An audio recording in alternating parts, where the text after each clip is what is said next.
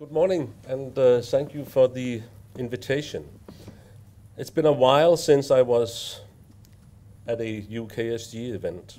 It was back in the good old days where we signed big deals in numbers, publishers were happy, librarians were happy, and the users were pleased with the explosion of information we suddenly became able to provide. Now I'm back, not as a library director, but as an individual working for a better scholarly communication system via my current position at SPARC Europe and as managing the Director of Open Access Journals. Standing here in front of you, of this audience with delegates from primarily publishers and intermediaries and librarians engaged in licensing is rather challenging in that I'm going to talk about the role of libraries in facilitating the implementation of open access. The things I'm going to say to you today is not to be considered as official announcements of the position of SPARC Europe, but more my personal comments, reflections, and humble advice as to how libraries could cope with these ever more complicated issues, based on my experience as an academic library manager and as well as advocating and providing services for open access. Before I go into the core of the matter, let me repeat that it has now become obvious, not only for a handful early adapters, but in the research community, a couple of dozen of librarians, but for hundreds of universities, vice-chancellors, hundreds of research funders, the UK government, the European Commission, and others, that the current system for dissemination of research results based on subscription and access barriers simply does not deliver. It does not adequately serve science and higher education. It does not adequately serve industry, innovation, and our societies. That is the context of what we are talking about. This system will have to change, it will change, and the name of the change is currently open access. Declaration has been signed, policies has been announced, and mandates issued, and we are approaching the phase where we are supposed to make open access work. In this context, the expectations on the academic libraries are high. Organizations like Science Europe and the Global Research Council has in their position statements and action plans for open access stated that the move towards open access implies replacing the present subscription system with other publication models whilst redirecting and reorganizing the current resources accordingly. For various reasons, this will not happen tomorrow, but the question that I want to address is, should, and if so, how can libraries prepare for that before someone else tell the libraries how to accomplish it? Now, it's not a coincidence that libraries and librarians have played an important role in promoting open access from the very beginning. Providing access to information and knowledge to everyone is one of the core values of librarianship. In terms of advocacy within the universities, in regional, national, and international fora, librarians, library directors, and library associations have succeeded in putting open access on the agenda at the highest levels, research councils and their national and international organizations, governments, etc. They have contributed to statements, policies, and mandates issued by these organizations. As my predecessor in SPARC Europe, Mr. David Prosser, already said several years ago, we have won the discussion about open access, and as Nelly Kroes, the European Commissioner, and others with her, has said several times, it is no longer the question whether we should have open access. Now we are discussing how to make it work. In terms of demonstrating how it could work and benefit universities, research, industry, and society, librarians have been the driving force in the development of and operation of institutional repositories, which have developed into the backbone of the green road to open access. This is to a large extent due to the work of librarians for resources allocated via library budgets. Apart from providing access to research articles and other relevant digital objects, institutional repositories has been catalyzing processes within universities where overview of the intellectual output for the first time has been accomplished. It has been catalyzing developments toward comprehensive current research information systems. It has improved the visibility of the university locally, regionally, and nationally, and lots of other positive developments, improving the relationship between the university and the library. Now, there's no doubt that green open access has enormous potential in terms of promoting open access. However, it is difficult for me, at least, to see exactly how green open access can be more than a relevant model during a period of transition. Of course, I cannot help, being in the United Kingdom, to refer to the recent events regarding open access over here. As you know very well, it has become very clear to many that the green open access model depends on the subscription model. Deposit of papers, be it pre or post-print, presupposes, yes, a print. That is nowadays a paper, a research article published in a journal, a subscription journal. And publisher deposit policies are not agreements, but merely one-side commitments from the publishers, and as such subject to change at the discretion of the publishers. The moment green open access gets critical mass, the moment when, say, 50% of new articles within certain disciplines are available in green OA, what will happen then? Now, I am aware of the fact that in high-energy physics and related disciplines, the overall majority of papers are available through archive, and this has not caused cancellations. And I would guess that the Scope 3 initiative will, to a large extent, prevent that from happening. I know as well that many of my fellow open access advocates are busy to predict that cancellations will not happen or ought not to happen. But when library budgets are coming under increasing pressure, I'm not sure that we won't see cancellations coming. Green open access has until now been the soft model to try to implement. It has not really challenged neither the publisher nor the library budgets. Until recently, the majority of publishers have allowed deposit of versions of the published article in open access repositories, many of them without imposing embargoes on these deposits. We have seen, however, that some publishers have changed their policies and imposed longer embargo periods. And I think it's fair to say that after the Finch report and the policies issued by the Research Councils UK, we have seen a kind of a game changer in this field.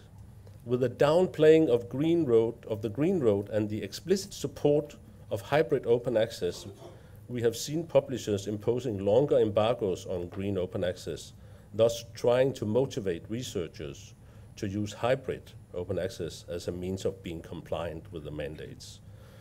We'll probably very soon see what I would call the UK experiment with gold open access and the free ticket to public funds via hybrid open access unfold. The distribution of public funds to a number of research-intensive universities to support gold and hybrid will soon dry out. And what will happen then? Will the university allocate the extra funding needed to pay for article processing charges, or will researchers who did not manage to get their papers accepted before the funds dried out accept to go for green open access? And will that be compliant with the policy? And what will happen with the embargo periods? Or will the researcher and the departments find other ways of paying for the article processing charges?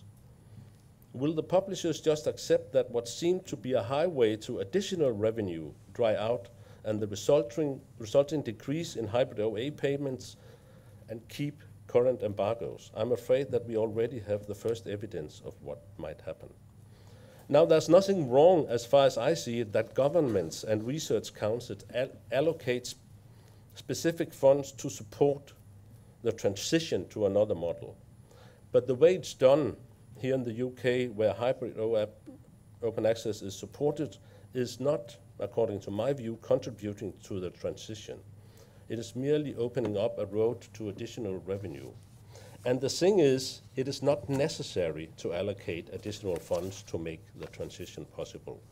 There's enough money in the system to facilitate open access. Academic publishing is, at least for the big publishers, a very lucrative business, and there might even be efficiency gains if libraries collaborate in new, innovative ways to free resources to support the transition. I will come back to this.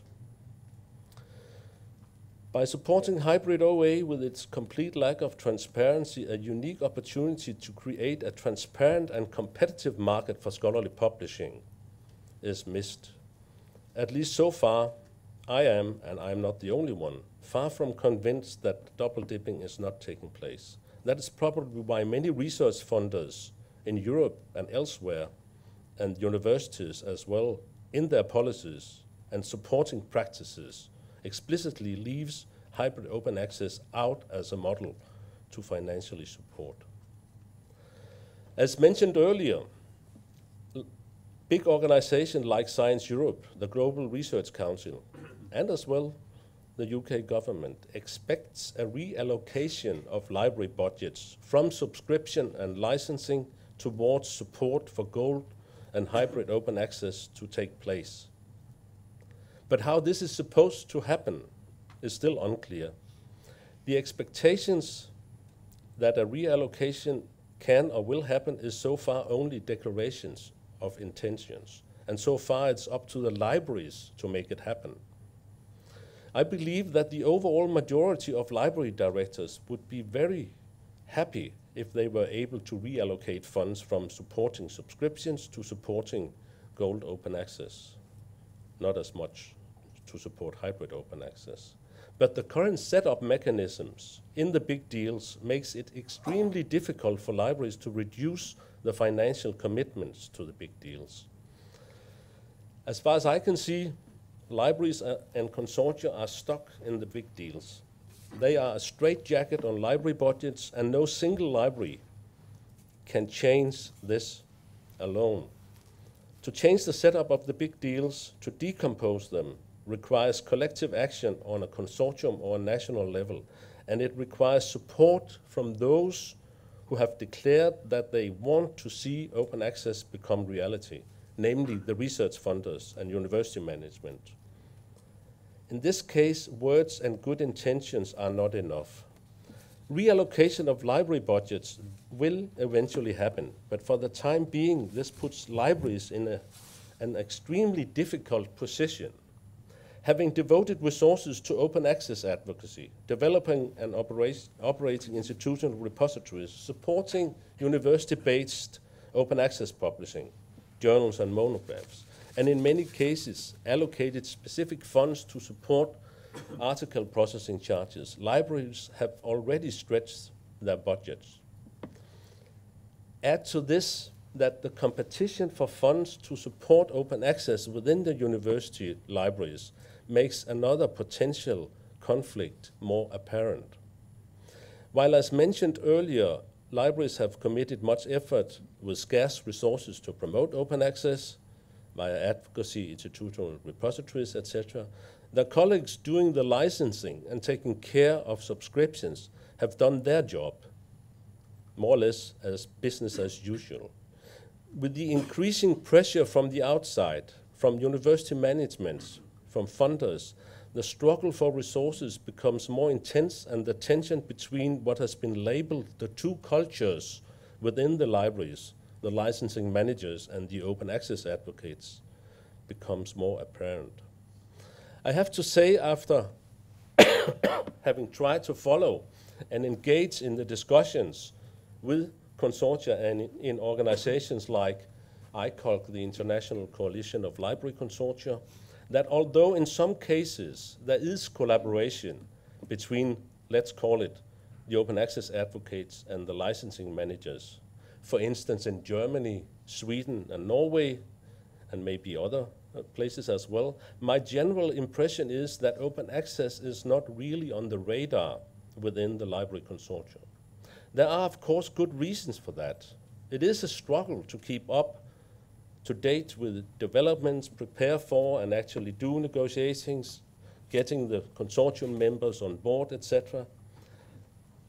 But to me, it's still the impression that libraries are dealing with two tracks. Licensing, where the focus is getting the best deals for the users at the university, and open access, contributing to a transition of the system for the benefit, not only for the university, but for industry, society, etc.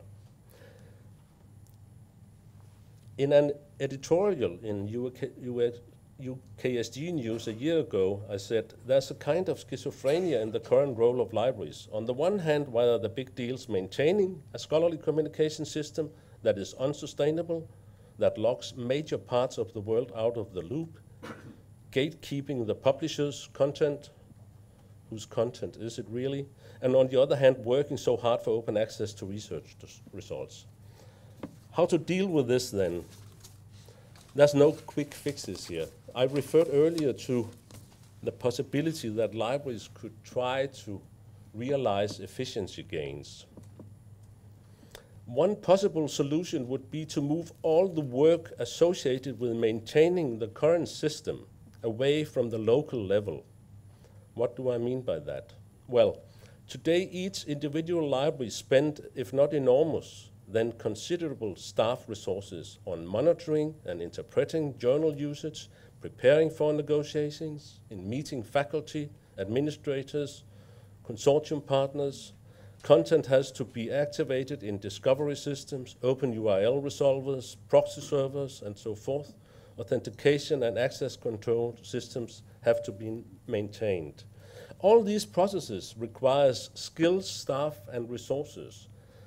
And this work, or overhead as it is duplicated at every university. Moreover, the content libraries are licensing is to a large extent the same. Hardly any selection is taking place anymore. We buy the whole lot via consortia.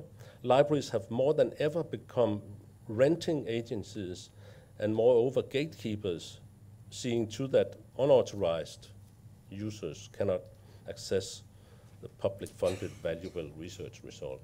Why not consider moving all these processes to a collaborative or national level and give up a bit of autonomy and control and reallocate the resources and staff to focus on tasks that can deliver the transition that virtually everyone wants? Now, I gave my talk the rather bold title, Making Open Access Work the Moment of Truth for Academic Libraries. What do I mean by that? The questions are the libraries collectively able to convince those who want open access that they have to go beyond words and that they have to issue policies and mandates that instead of creating new problems, actually pave the way for a transition to a new system? As mentioned earlier, libraries have been incredibly successful in advocating for open access and to some extent demonstrate that it can work. Based on that, I think libraries now should have the self-confidence in the communication to and the discussions with funders, governments, etc., to be firstly much more bolder in their advice as to what will work and what will not work. And secondly, to ask for help and support to be able to accomplish what the same stakeholders expect, namely ability to reallocate funds away from supporting the existing system to support a new system. Second question, are the libraries able to collectively realize efficiency gains by collaborating on a national level to reduce overhead associated with the current system? Are the libraries prepared to marginally give in on control and autonomy when it comes to licensing in order to accomplish efficiency gains that can support the transition? And maybe even could enable libraries to support the development of infrastructure for open access, taking care of research data and many other things that needs to be taken care of. It's somewhat ironic that libraries, from being the forerunners and wall breakers for the open access movement, could end up being considered as an obstacle for the real transition to open access, in that the expectation to changes in and around the library operations are extremely difficult to meet. As you might have noticed, I haven't been talking much about the role of publishers in all this. This is not to say that publishers are not important. They are indeed.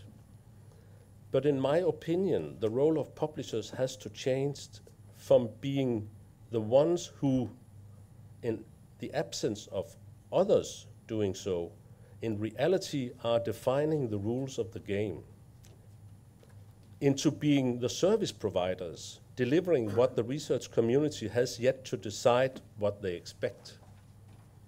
The thing is that the root of the problems that we are dealing with and the mess we are in with a system of scholarly publishing that does not deliver comes from a very basic fact, namely that whereas research is funded upfront, the dissemination of research is not funded upfront, at least in our part of the world. Instead, the dissemination of research results is outsourced in the beginning to learned societies and later on increasingly to commercial publishers.